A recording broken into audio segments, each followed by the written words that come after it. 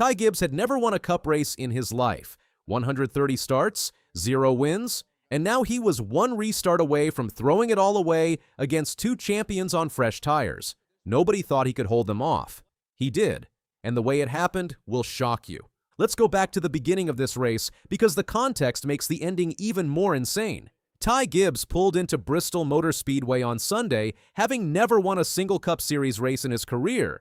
130 starts, 0 wins. He had come close before. Runner-up at Darlington in 2024. Runner-up in Chicago last year. Close enough to taste it, never close enough to hold the trophy. 4 years of near misses stacking up in his head.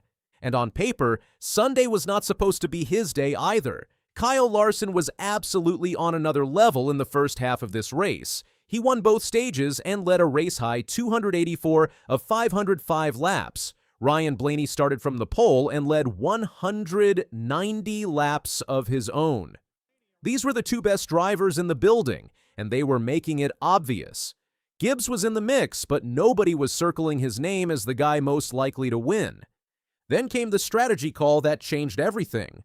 With the race winding down, crew chiefs across the field had a decision to make: stay out on old tires and hold track position, or pit and come back with fresh rubber. Blaney pitted. Larson pitted. The big dogs took on new tires and dropped outside the top 5. Gibbs and his team made the opposite call. They stayed on the track. They kept their position. And just like that, Ty Gibbs was leading the Bristol Motor Speedway race with 25 laps to go. Here is where it gets interesting. Gibbs led those final 25 laps, and with just 7 laps left, it looked like a clean cruise to the finish line. Then the caution flag came out on lap 498, 7 laps from a win, his first career win, and now he had to do a 2-lap overtime shootout against Ryan Blaney and Kyle Larson, both sitting on tires that were 100 laps fresher than his. Think about that for a second. The 2 most dominant drivers in the race, both with fresh grip, both gunning for him in a 2-lap sprint to the checkered flag. That is the worst possible scenario for a guy on worn-out tires at a short track like Bristol, where grip is everything. And Ty Gibbs held them both off. He did not just barely survive it either. He controlled the restart, managed his line, and crossed the finish line first. Blaney ended up second, Larson third. The guy with the worst tires in that top 3 beat both champions clean. His own teammate Chase Briscoe put it best in Victory Lane. He said beating those 2 guys on old tires the way Gibbs did it was impressive. Coming from a guy who races against Blaney and Larson every single week, that means something.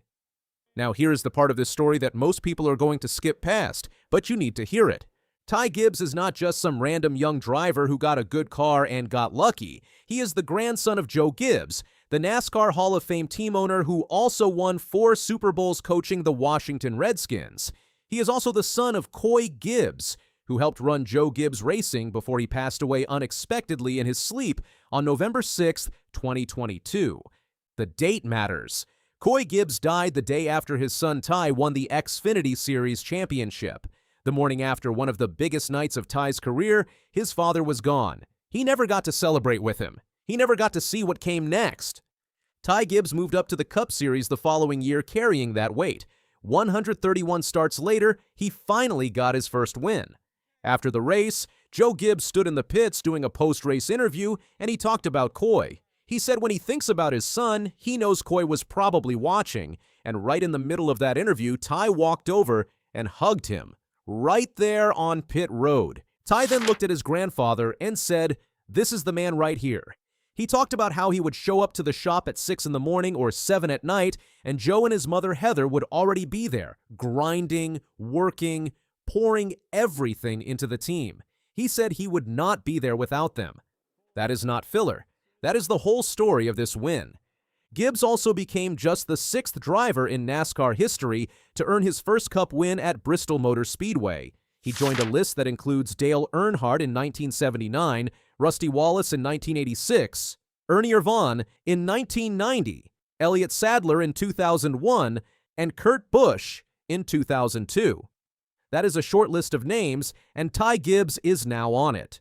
Now remember what we said at the start of this video. 2 champions, fresh tires, 2 laps, Ty Gibbs on worn rubber with nowhere to hide.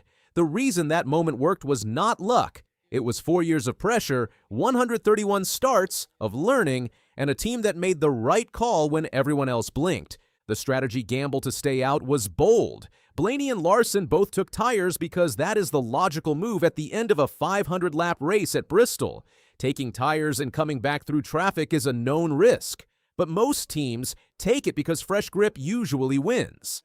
Gibbs's team bet that track position at Bristol was worth more than fresh rubber in a 2-lap shootout, and they were right. That call also tells you something about the state of Joe Gibbs Racing right now.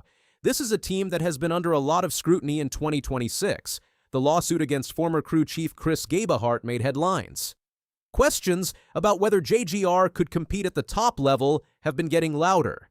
And then, Ty Gibbs walks into Bristol and beats the two best drivers in NASCAR on strategy and guts.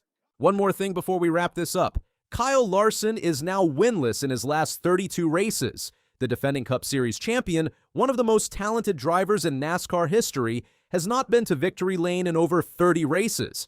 He led 284 laps on Sunday and still left without a trophy. That number is going to keep growing until it becomes a full conversation on its own. But today was not his day.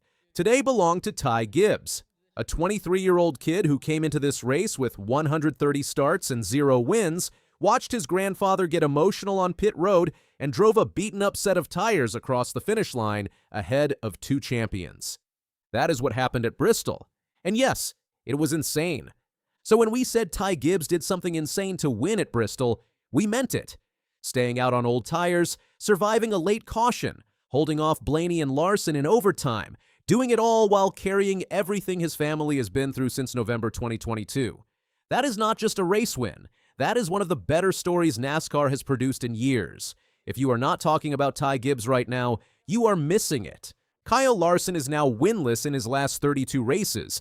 The defending Cup Series champion, one of the most talented drivers in NASCAR history, has not been to victory lane in over 30 races. He led 284 laps on Sunday and still left without a trophy.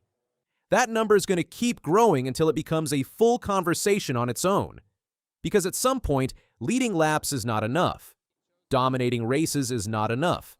If you cannot close, people start asking why. And that is where the pressure builds. Larson did everything right for most of the day.